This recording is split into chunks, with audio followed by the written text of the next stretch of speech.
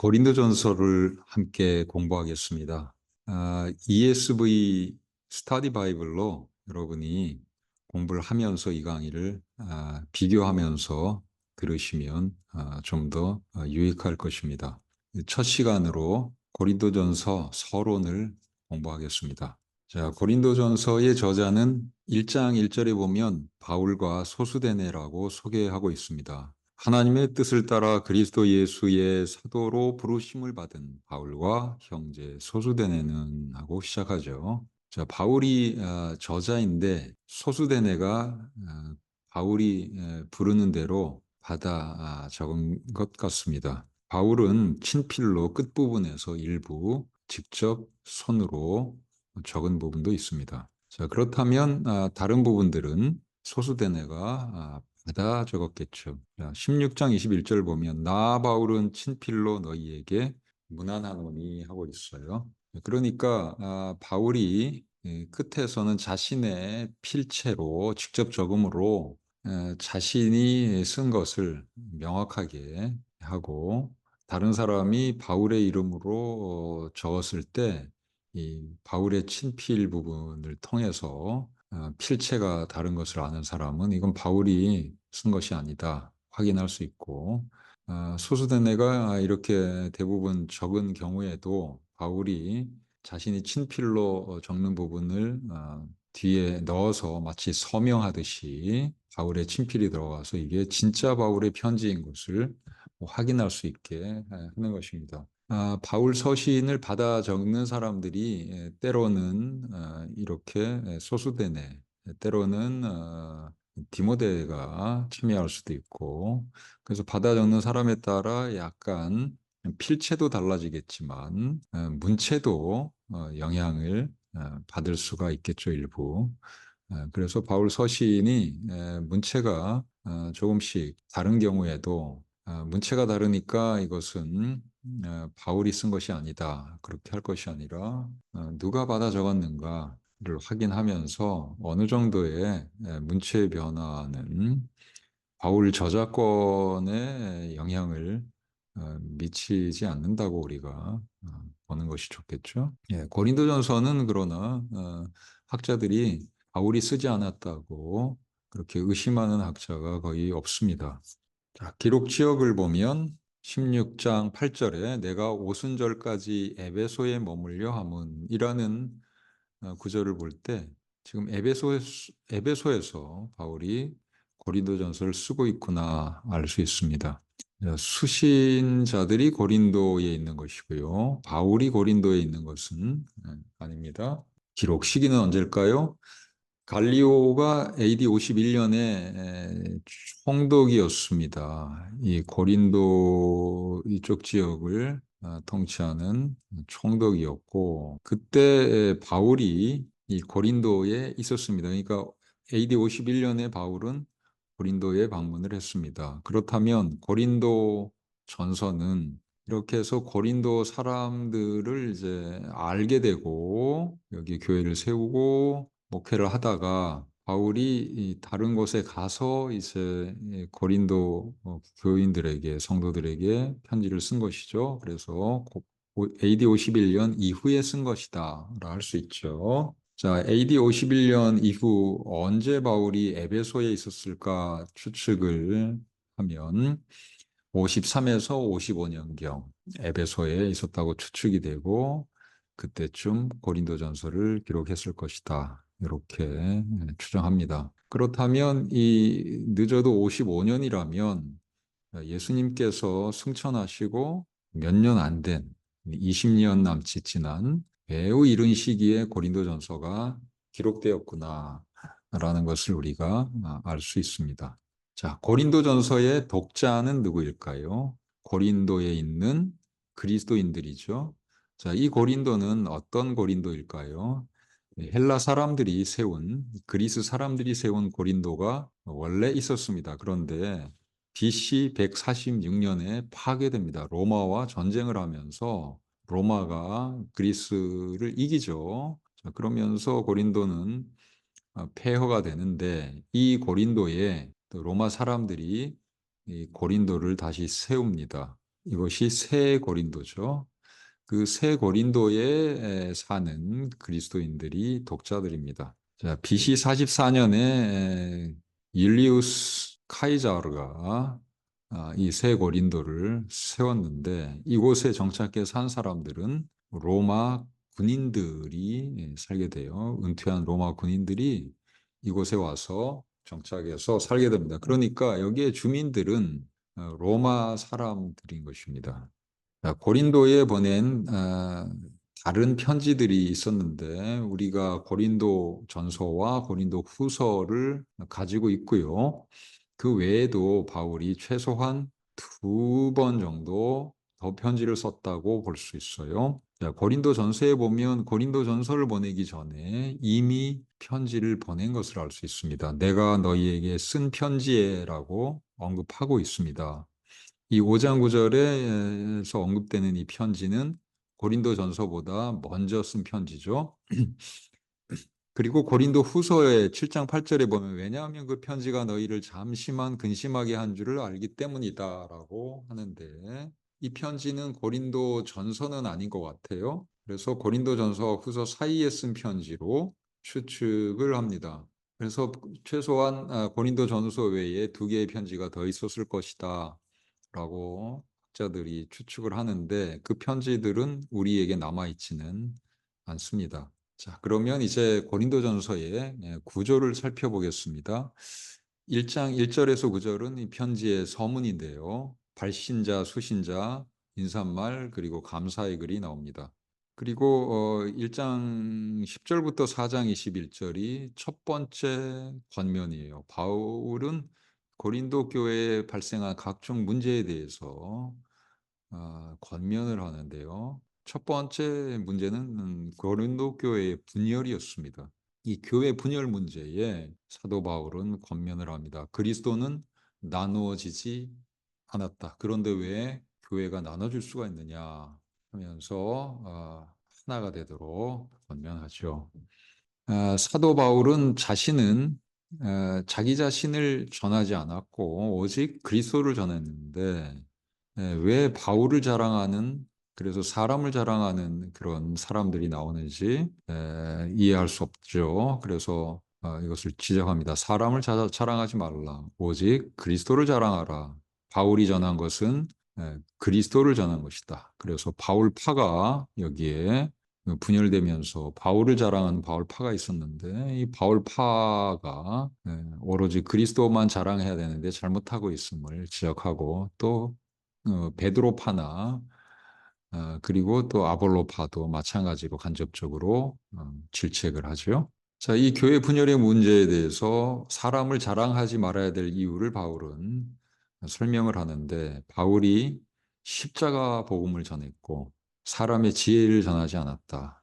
그래서 바울이 자신의 지혜를 자랑한 적이 없고 오로지 예수 그리스도를 전했는데, 왜 바울을 자랑하는 사람들이 고린도 교회에 왜 발생한단 말인가? 이제 그런 부분을 지적하는 것이죠.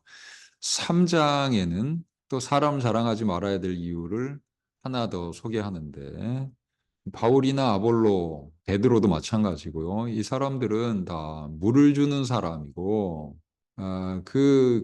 이 교회의 기초는 그리스도이시고, 또 성장하게 하시는 분은 하나님이다.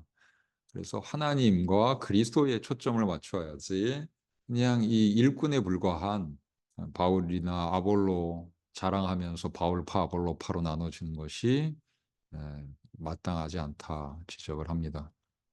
4장에는 사람을 자랑하지 말아야 될 이유를 또 하나 언급을 하는데, 이 고린도 성도들이 자랑을 하는 이 바울이나 아볼로나 베드로는 어떤 존재들인가? 이들은 만물의 찌꺼기처럼 된 비참한 자들이다.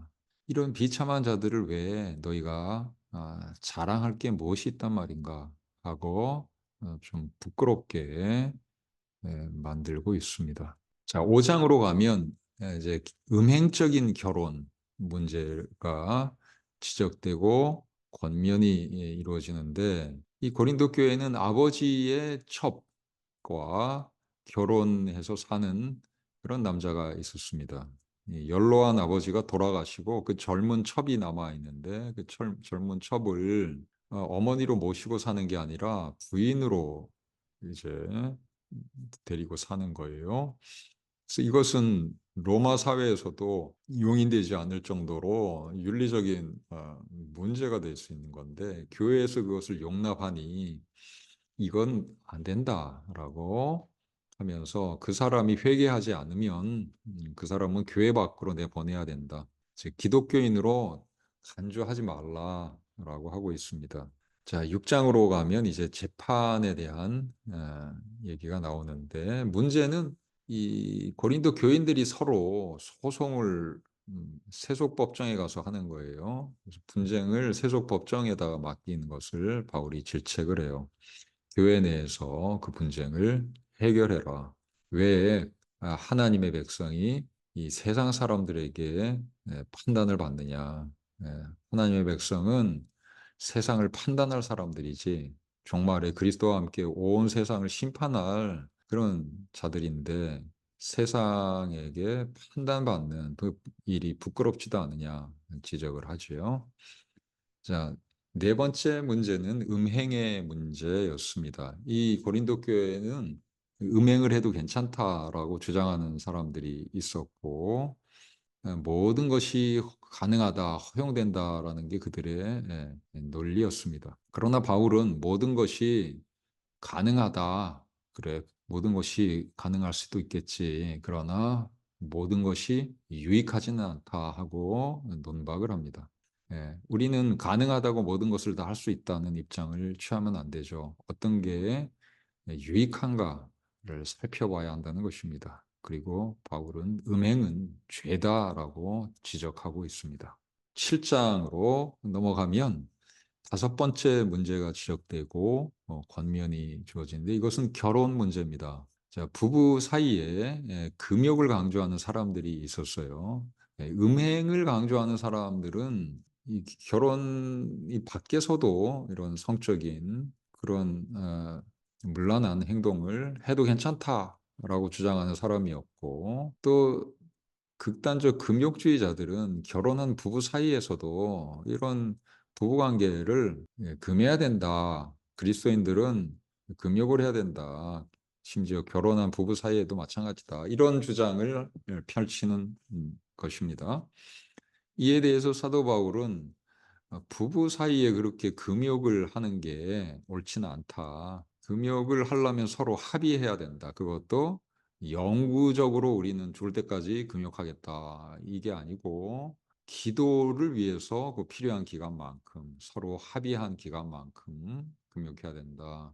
그리고 다른 한쪽에서 요구를 하면 부부관계를 요구를 하면 들어주라. 그렇게 해서 이 죄가 틈타지 않도록 하라는 거죠. 고린도에는 이 신전이 있었고 전통적으로 이런 항구 도시에 또 이렇게 그 뱃사람들이 내리고 그러면은 이제 발전하는 게 이제 그 유흥가가 발전을 하는데 또 신전이 그런 역할을 해서 여기 신전 창기들이 활동을 많이 한 도시죠. 아주 음란한 도시예요. 그래서 이런 도시에서 부부 사이에도 금욕을 하다가 오히려 그런 신전 그 창기한테 가서 예? 그렇게 음행을 하게 되면 그건 죄를 짓는 거잖아요. 그 죄를 방지하기 위해서라도 한쪽이 뭐 이제 성적인 요구가 있는데 다른 한쪽은 금욕하자 이게 옳지 않고 들어줘야 된다라는 것이죠. 재혼이 가능한가? 바울은 음욕이 불불듯 하는 것보다 재혼하는 게 낫다. 죄의 유혹을 막기 위해서는 차라리 재혼해라. 그러나 혼자일 경우에 사역하기가 훨씬 편리하죠. 가족이 있으면 이 사역을 하는데 여러 가지 제약이 따릅니다. 그래서 재혼을 안 하는 게 사역을 위해서는 더 좋다. 이런 권면도 같이 해요. 그러나 모든 사람에게 그것을 적용하는 것은 아니고 재원하는 것을 또한 그 권면을 하기도 합니다. 그리고 아직 결혼 안 한 처녀 총각들에게 결혼하는 게 좋으냐, 아니면 독신으로 사는 게 좋으냐, 이 문제에 대해서 바울은 둘 다 좋다라고 해요. 그러나 이 둘 다 좋은데 지금 다가오는 환란 때문에 그 환란을 통과하기가 독신일 경우에 좀 더 나을 것이다. 그래서 독신을 선호하는데 다른 이유는 되지 않고 환란이라는 특수한 지금 다가오는 고난 때문에 그렇다고 얘기를 합니다. 그러니까 바울은 결혼도 독신도 다 좋다고 보는 그런 입장인 것입니다. 여덟 번째, 여섯 번째 권면인데 8장과 9장, 10장에 다뤄지는 것이에요. 음식 문제인데요. 이 음식은 우상에 바쳐진 음식에 관한 겁니다. 당시에 이제 고기가 주로 신전에 가서 이렇게 우상에 바쳐지고 나서 이제 시장에 유통이 되는 고기들이 많았는데, 그래서 이런 신전에 바쳐진 고기를 사 먹으면 시장에서 사 먹더라도 안 되지 않는가 하는 입장의 사람들이 있었고요. 아니, 우상이라는 게 뭐 존재하느냐. 그 신은 오로지 여호와 하나님 창조주밖에 없고 다른 신들은 이름만 있을 뿐이지 이건 진짜 신이 아니지 않느냐 해서 뭐 그런 거 개의치 말고 먹어도 된다 하는 사람들이 있었습니다. 바울의 입장은 그런 믿음이 약한 형제, 즉 그런 신전에 일단 들어갔다가 나온 그런 고기들, 우상에 한 번 들여졌던 거기 때문에 우상과 관련된 것이어서 먹으면 안 된다. 이런 생각을 하는 형제들이 있고, 그 형제란 말은 동료 그리스도인들을 가리키는 용어입니다.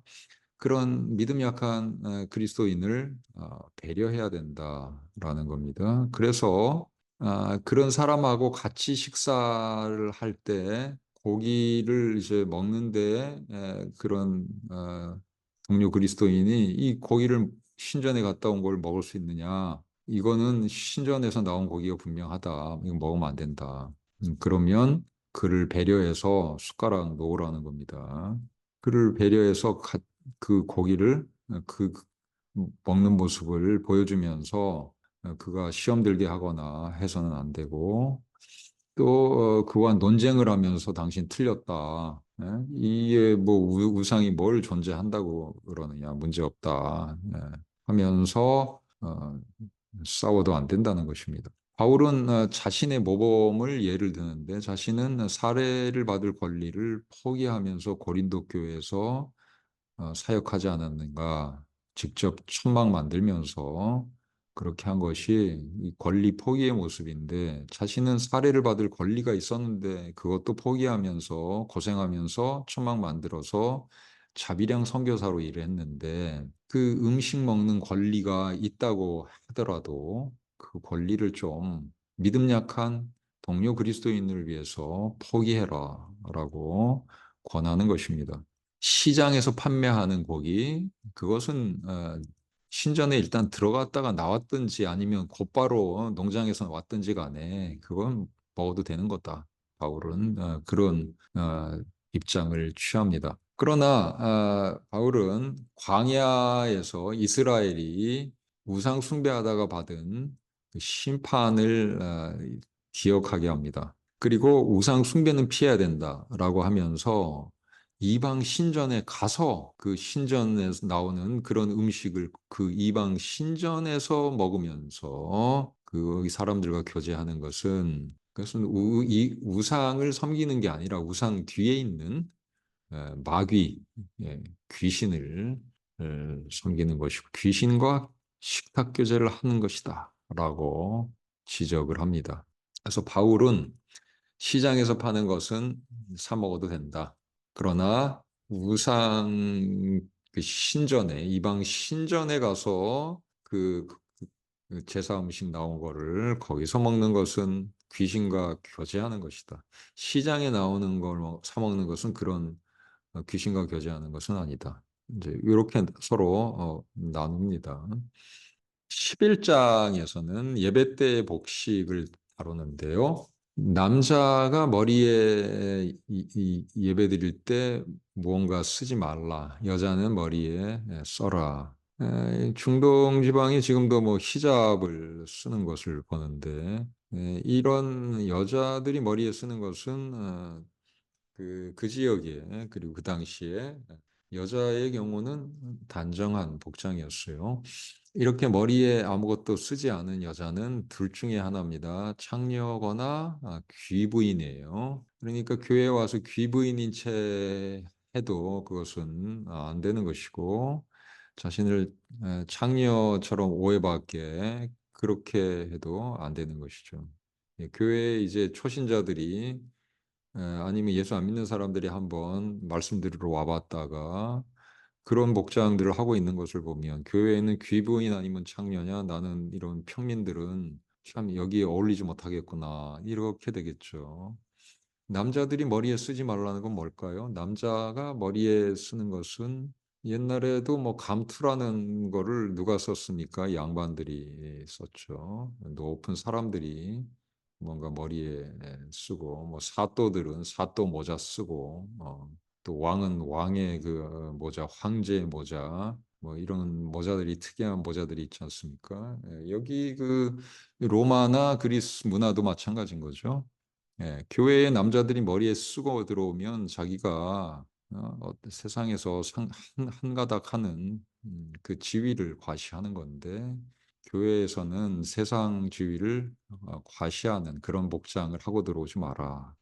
예배 때 모두 평민의 복장으로 겸허하고 단정하게 그렇게 오라. 이것을 알려주시는 그런 권면이죠.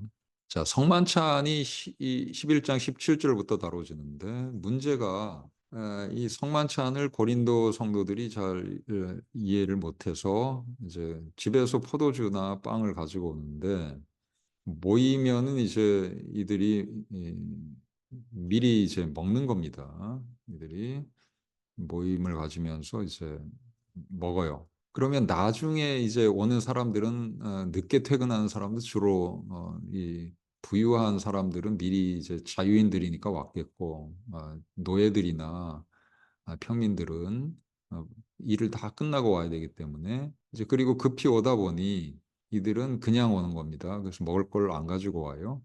그런데 와 보니까 미리 온 사람들이 빵도 먹고 포도주도 마시고 해서 포도주를 많이 마셔가지고 막 취해 있고, 그런데 나중에 온 사람은 쫄쫄 좀 굶고 배고프고. 이게 무슨 성만찬이냐? 성만찬은 그런 게 아니다. 그리고 바울의 권면은 좀 기다렸다가 같이 먹어라. 늦게 오는 사람들이 미리 온 사람들이 싸가지고 온 것을 같이 먹어라. 이렇게 권면합니다. 아홉 번째 권면을 보면 은사에 관한 건데, 12장에서 14장까지 이어집니다.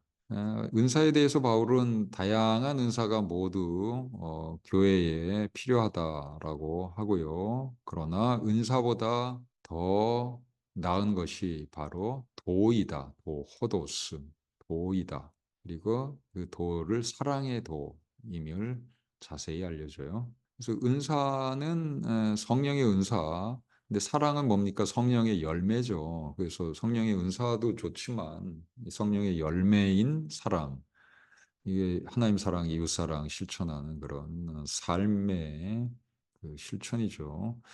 이것을 더 우월한 것으로, 도가 은사보다 우월한 것으로 설명을 하고, 그러나 은사 중에도 더 유익한 은사가 있고 그렇지 않은 좀 덜 유익한 은사가 있는데, 방언과 예언을 비교를 해요. 그래서 예언이 훨씬 유익하다. 그 이유는 예언은 교회의 다른 사람들에게 유익한데, 방언은 통역을 안 해주는 이상 알아듣지 못하니 이건 자기 혼자 알아듣는 거고 개인적으로 유익한 것이다. 그래서 많은 사람에게 유익한 예언이 유익해서, 교회에서는 이 예언을 초기 교회에는 이 예언 시간이 있었죠. 그래서 나가서 시- 순서에 따라 이렇게 예언을 하면 되는데, 방언의 경우는 통역이 있을 경우에만 해라. 아니면 개인적으로 방언을 해라. 그래서 방언은 금하지는 마라. 그렇죠? 통역이 있으면 할 수 있어요.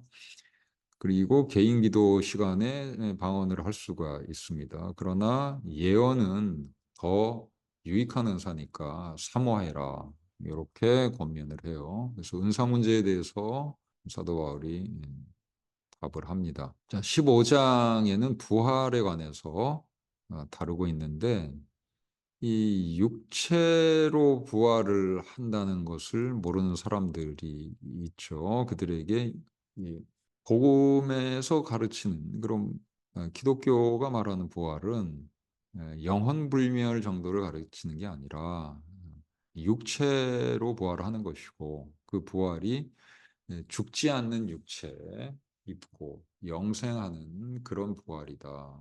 이것을 알려줍니다. 자, 마지막 권면, 11번째 권면인데 예루살렘의 성도 돕는 것을 바울이 열심히 하고 있습니다. 이방 그리스도인들이 헌물을 모아서 예루살렘 성도들에게 보내서 그 가난한 예루살렘 성도들을 도와주는 겁니다. 그래서 이방 교회와 유대인들의 교회가 하나 되게 하는 그런 일을 하면서 또 이방인들이 이 예물을 가지고 예루살렘으로 오는 성전으로 나오는 그 이사야서의 예언을 또 성취하는 일을 하죠. 그래서 바울이 직접 그 모은 것을 가져가지 않고 각 그 교회들, 이방 교회들의 대표들이 가지고 와서 이렇게 전달하도록 이렇게 해서 이사야서의 예언이 성취되면서 이방 교회와 이 예루살렘 교회가 하나 되게 하는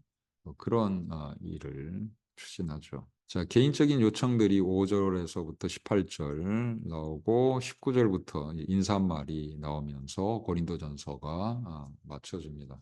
자, 그러면 이제 이 고린도전서의 내용을 조금 몇 가지 한번 맛을 보겠습니다. 사도 바울이 노예제도를 반대했는가? 아니면 뭐 이 노예제도에 대해서는 찬성했는가? 뭐 이런 논의가 벌어지는데 사람들이 바울을 오해하는 경우가 있습니다. 왜 바울은 노예제도를 찬성했느냐? 이러면서 그러나 우리가 바울의 글을 잘 읽어보면 바울은 분명히 노예제도를 반대합니다. 구약 자체가 노예제도를 반대하는 말씀들이 여기저기 많이 있고 따라서 이 기본적으로 구약을 받아들이면 노예제도를 찬성할 수가 없고요. 반대하게 돼 있어요. 그리고 빌레몬서에 보면 바울은 분명히 노예제도를 반대한 게 분명한 게 내가 그 노예의 몸값 지불할 테니까 풀어줘라. 그리고 형제로 대우해라. 내가 대신 갚겠다. 라고까지 하죠. 자, 고린도전서에서도 노예제도 반대한 게 이렇게 우리가 확인할 수 있는데 7장 21절에 보면 종으로 있을 때 부르심을 받았느냐 염려하지 말라. 자, 노예로 있어도 그 노예 상태로 해방 안 되고 끝까지 있어도 구원받은 하나님의 백성으로서 문제는 없다. 예. 노예도 구원받는다. 그러나 내가 자유롭게 될 수 있거든 그것을 이용하라. 자, 자유롭게 될 수 있거든 노예로 남아있지 않고 해방될 기회가 있으면 그 기회를 이용하라. 자, 노예로 남아있지 말라. 노예에서 벗어날 수 있으면 벗어나라고 권해요. 이건 노예 상태가 좋지 않은 거를 바울이 지금 분명히 한 거고요. 바울이 18절 보면 무할례로 부름받은 자가 있으나 할례 받지 말라라고 해요. 할례를 받으면 유대인 되는 거예요. 이방인이 유대인 될 수 있는 기회가 있었죠. 할례 받으면 유대인 돼요. 근데 유대인 되지 말라고 해요. 그것은 이방인인 상태가 그러면 문제가 있다는 게 되는 거니까. 이것은 이방인 상태, 유대인이 아닌 상태 아무 문제 없다고 바울이 확실히 주장한 내용인데 노예로 있을 때는 염려하지 말라. 그런데 해방될 수 있으면 해방되라. 이것은 노예 상태는 좋은 상태가 아니다. 벗어나라. 라는 그 바울의 판단을 명확하게 보여준 거예요. 자, 이제 고린도전서에서 좀 난해 구절인데 14장 34절에서 5절을 보면 여자는 교회에서 잠잠하라는 말씀이 있어요. 이것만 읽으면 교회에서 아무 말도 하면 안 되나? 그러면 성가대도 여자들은 설 수 없고, 교회에서 그러면 대화도 할 수 없고, 성경 공부도 질문도 못 하고, 아무것도 못 하는가? 대표 기도도 못 하고, 특성도 못 하는가? 이제 이렇게 볼 수 있죠. 그래서 이것을 이제 목사 안수는 주지 말자. 뭐 이 정도로 했지만 그것은 여기에 교회에서 잠잠하라는 거를 적용을 문자 그대로 한 건 아니죠. 그것도. 그러니까 이 본문을 해석을 해야 되는데 여러 가지 해석들과 적용들이 나오게 되죠. 근데 문맥을 보면 그들에게는 말하는 것이 허락함이 없나니 여기까지 봐도 아무 말도 하지 말라는 거가 되는데 더 읽어보면 율법에 이른 것 같이 오직 복종하라. 자, 말하는 거하고 복종하고 무슨 상관이 있나? 근데 복종 쪽으로 가요. 그리고 만약 무엇을 배우려거든 집에서 자기 남편에게 물을지니. 그러니까 말이 이게 복종과 연관이 된 것이고 누구한테 복종하는가 봤더니 남편 얘기가 나오고 또 말이 무슨 말인가 봤더니 질문이에요. 그래서 이 여자가 교회에서 말하는 것, 그러니까 그 말이 뭔가 남편에게 물어도 될 아주 기초적인 질문들인 것이죠. 물을지니 남편도 대답해 줄 수 있는. 그러니까 남편에게 물어도 될 거를 교회에 와서 질문을 하면서 말을 많이 하면서 좀 다른 사람 다 아는 그런 내용을 질문하면서 그리고 복종하는 모습을 전혀 보이지 않고 자기 남편한테도 이제 교회에서는 평등한 공동체니까 또 함부로 하기도 하고 뭐 이런 모습들이 있었던 것 같아요. 그리고 당시 이 여인들의 교육 수준이 뭐 유대인들이나 이 로마 사람들이나 그리스인이나 수준이 낮죠. 그래서 오늘처럼 남녀가 다 교육기회를 균등하게 가지고 하는 시대가 아니어서 남자들이 훨씬 더 교육을 많이 받고 그래서 남편한테 물어보면 대강 들을 수 있는 그런 내용을 교회에서 질문을 할 때 여러 가지 그 질서에 문제가 생길 수 있으니까 이렇게 권면한다라고 볼 수 있습니다. 이 말씀이 나온 그 맥락은 예언할 때 하나씩 하나씩 순서대로 질서를 지키면서 해라. 말을 독점하지 마라. 예언을 독점하지 말라는데 그 비슷한 맥락에서 여인들의 경우에 이 질문하는 것도 그렇게 해서 혼자 막 질문을 독점하면서 하는데 이게 남편도 아는 그런 내용들인 거예요. 그래서 혼자 독점해서 말을 많이 해버리면 이 질서가 깨지니까 좀 그러지 마라. 로마나 그 그리스 사람들의 모임에서 여인들이 이런 모임에서 말하는 것은 부끄러운 일이에요. 그러니까 이게 선교적으로도 도움이 안 되는 겁니다.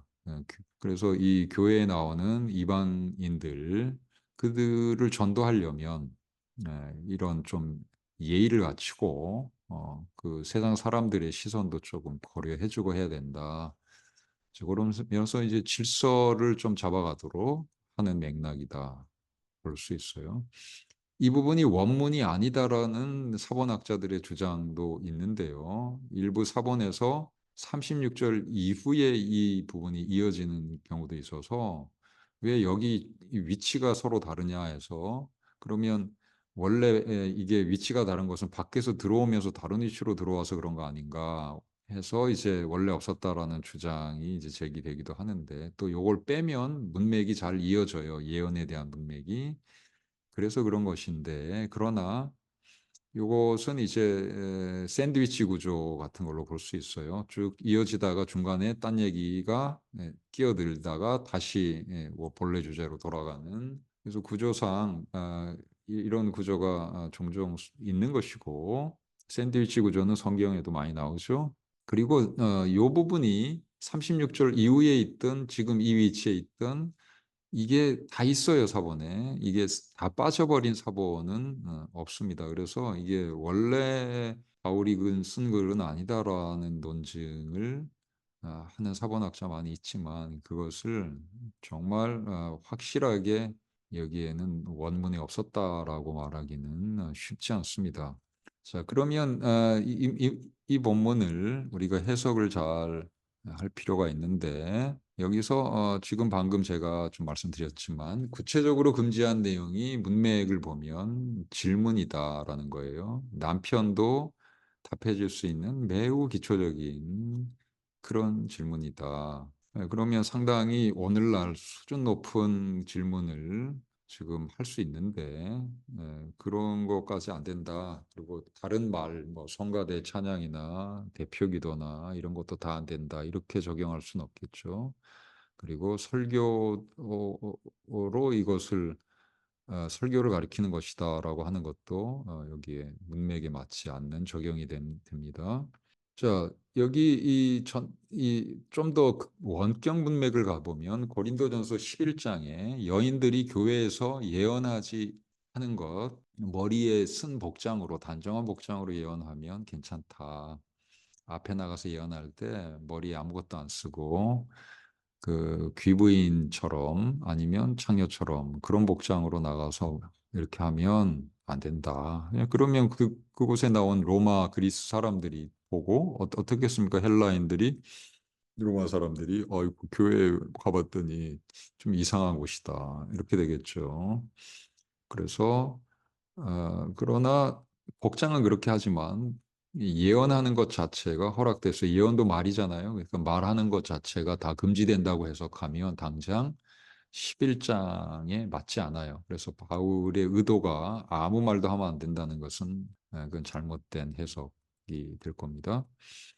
그런데 여기 예언이 허용되면 설교도 허용되느냐? 이것은 또 연구를 해봐야 될 거예요. 예언은 성령께서 말하게 하심에 따라서 성령의 감동으로 이렇게 말을 하는 거죠. 그러나 설교는 뭐냐면 기록된 하나님의 말씀, 그 성경 말씀을 해석해서 적용하는 겁니다. 그래서 이것은 다른 장르예요. 그래서 예언이 허락되니까 설교도 허락된다. 그렇게 적용하는 것은 좀 비약이 될 수 있고요. 그래서 이 부분은 바로 적용할 수는 없다. 그렇게 살펴볼 수 있겠습니다. 자, 방언과 예언은 바울이 어떻게 다루고 있는가를 보면 14장에서 열심히 다루는데 예언이 방언보다 더 나은 은사다. 이걸 보여주면서 더 나은 은사인 이유를 자세히 설명해 주고 있습니다. 그리고는 방언은 어느 정도로 다루냐면 금하지는 마라. 요 정도로. 그건 뭐 적극적으로 추구할 그런 건 아니다. 그러나 누가 하는 것을 금하지는 마라.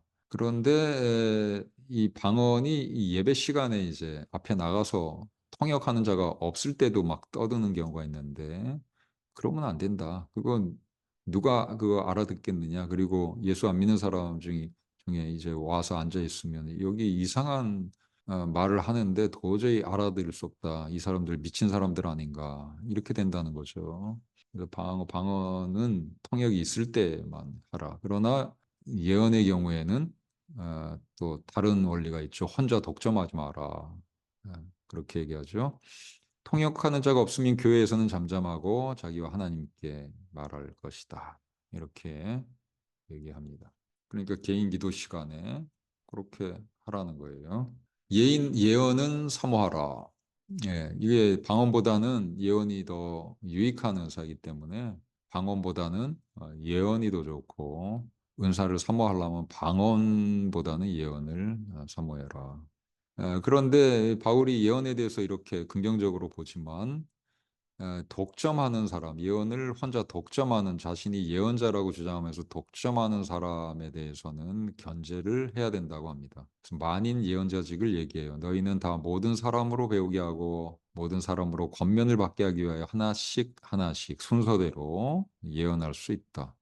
모든 사람이 예언할 수 있다. 성령께서 감동을 주셔서 예언하도록 하시면 다 할 수 있으니까 나 혼자 예언자 할래 하고 독점하면 안 된다. 그래서 이 거짓 예언자가 세워졌을 때 이걸 견제할 수 있도록 한 거예요. 예언으로 예언을 분별해서 견제하도록 한 겁니다. 그래서 먼저 예언하던 사람이 나중에 다른 사람이 예언하려고 일어서면 앉아라, 중단해라라고 고린도전서 14장 30절에 얘기해요. 그래서 은사 사용의 질서를 말하는데 만일 곁에 있던 앉아 있는 다른 이에게 계시가 있으면 먼저 하던 자는 잠잠하라. 이 질서를 따라서 하도록 권면을 합니다. 그리고 바울이 이제 고린도전서 14장 끝부분에서는 아주 심하게 이 예언 독점자들을 나무라죠. 하나님의 말씀이 너희에게 선았느냐? 하나님의 말씀이 너희에게만 임했느냐? 그리고 이 바울의 권면을 받지 않는 그런 사람, 혼자 독점하겠다는 사람이 있으면 그를 무시해 버려라. 바울이 엄하게 얘기를 합니다. 자, 첫 번째 시간 여기서 마치겠습니다. 여러분 수고하셨습니다.